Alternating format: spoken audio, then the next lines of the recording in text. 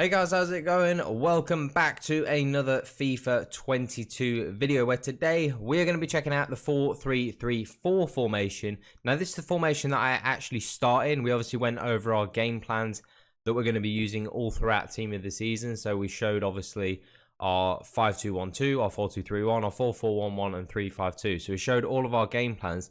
But I didn't cover the balanced, which is the 4-3-3-4 that I started. Now, this is, again, kind of like a third formation. Obviously, naturally, I go straight into the 5-2-1-2.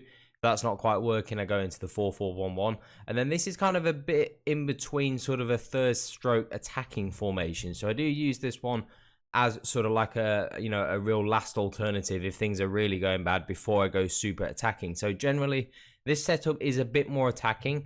And this formation in general is quite offensive. It's very difficult to defend. It's one of those formations that offensively it's great, but you can easily get countered in it. So it's one of those formations that generally there's only one way to play, which can make it very, very easy to play this formation because it's just kind of all attack and it's just go for it.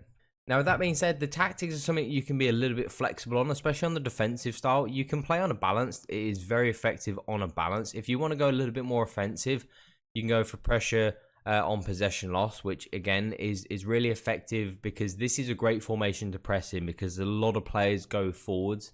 And obviously having wingers, they mark fullbacks, having the midfielders, they step onto the DMs. So it can be really effective against the press. But the problem is if your opponent is fairly decent and he can play out of that press, you are left very, very exposed. That has to be said because you don't have defensive mids. You are even if you've got DMs in the centre mid position, you're just left very exposed. Their position is out of it. So I go for something like pressure on heavy touch. So most of the time I keep that balanced possession, and just in very occasional situations I'll press. But even in this formation, even if you stick on balance, you will find that occasionally you'll be left open to some counter attacks. That's just because of the setup of the formation. Then to pair with that, we're going to go for 65 on the depth, which I think between 60 and 70 I find is a go-to number for me. I like to play on the front foot, especially coming to Team of the Season. I know it's going to be a sweat fest, but I just want to play on the front foot. You know, I'm not bothered about sweating. I'm just going to play. I'm just going to have fun. So I want to play on the front foot. And to pair playing with the press, we're going to go on 65. You obviously need to be a little bit higher up the pitch for that press to be more effective, so we're going for 65. And then we're going to play in the long ball. Now, one thing I like about this formation is you can play a lot of different styles. Fast build-up works really well in this formation because when you get it into your midfield, the gap between your centre mids, your cams link up to your strikers, the wide players drift around.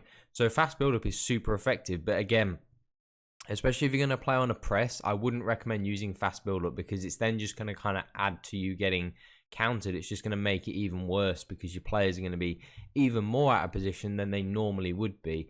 So I'm going to go for long ball, and it works well, and it works better when you have wingers because then you have a left winger, a right winger, and a striker, all three players running in behind rather than maybe just one striker by himself. We've now got three players running in behind. So you do need to be and have your eyes out for chip through balls. You do need to be making sure you're playing lots of through balls in behind, not trying to play through the line, so to speak. You need to be looking for those balls in behind.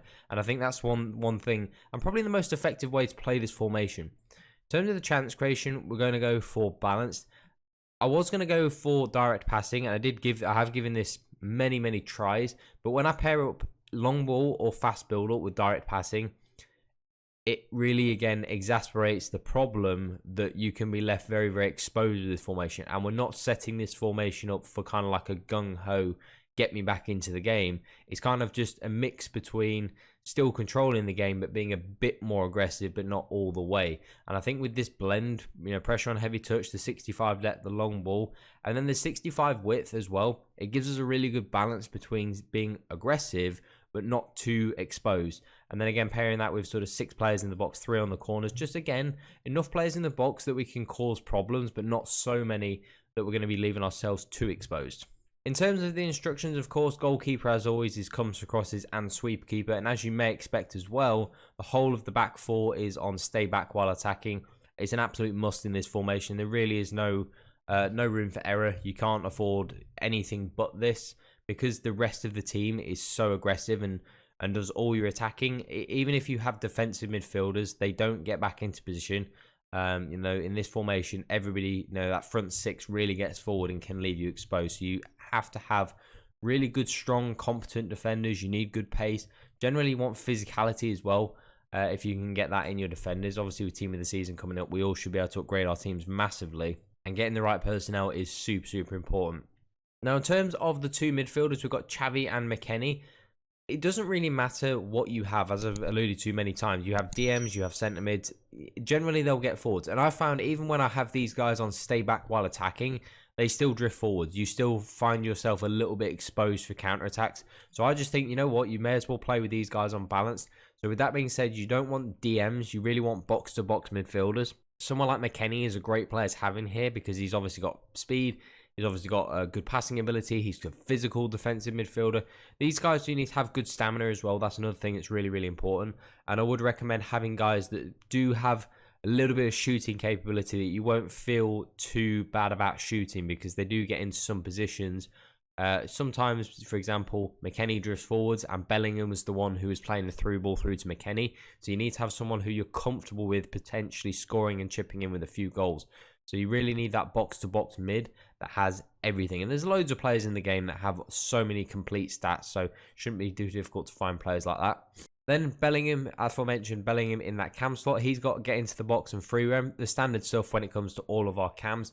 And then Defoe up front, this is where really pairing that long ball and the press and all that together. I'm going to have him on stay central and get him behind, which is pretty natural. I decided not to have him on stay forward. It is something that works very, very well for a press, but for me, I don't find that certain players do it very well. I think it works better with proper speed merchants or people who are really physical. Defoe is not really a very quick striker, and he's obviously not very physical, so it doesn't work for certain players up front.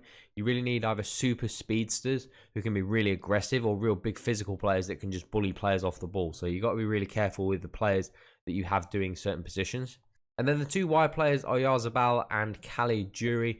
Both of these guys want to be on free roam, which is really effective for wide players, getting them involved. They really drift around the pitch super, super well, and it can make it a real hassle for your opponent to defend because they're just drifting all over the place. And the aim of this formation is not to have the wingers be wide. The aim is to try and get these guys involved and scoring goals. Of course, the getting behind tactic, which obviously pairs extremely well with the long ball, and then the get into the box, which makes sense. We want, you know, really Oyarzabal, Defoe, Caligiuri, and Bellingham, those guys getting into the box. McKennie and Xavi on the edge of the box, just kind of like recycle the ball and make sure those attacks keep coming. So this is a very, very good formation, but not a super attacking formation. It's kind of that in between. Obviously, you can see the setup that we had, the, you know, ultra defensive setup that we had, you know, with the 5-2-1-2, the 4-4-1-1. They're kind of our controlling the game formations. This is sort of in between that and the 3-5-2, which is obviously the super aggressive, getting back into the game. So this is just kind of like that progressional, you know, going up the gears without going too hard at it, without going from 0 to 100. So this is a really good setup, this 4-3-3-4. As I said many, many times before, it is a formation that you may find yourself a little bit exposed, but that's natural considering how we set it up and the scenarios in which that we're trying to use this formation. So that is it for today's video, guys. So if you did enjoy it, make sure you drop a thumbs up. Make sure you subscribe as well if you are new to the channel. But that is all for today, guys. Have an awesome day. I'm out.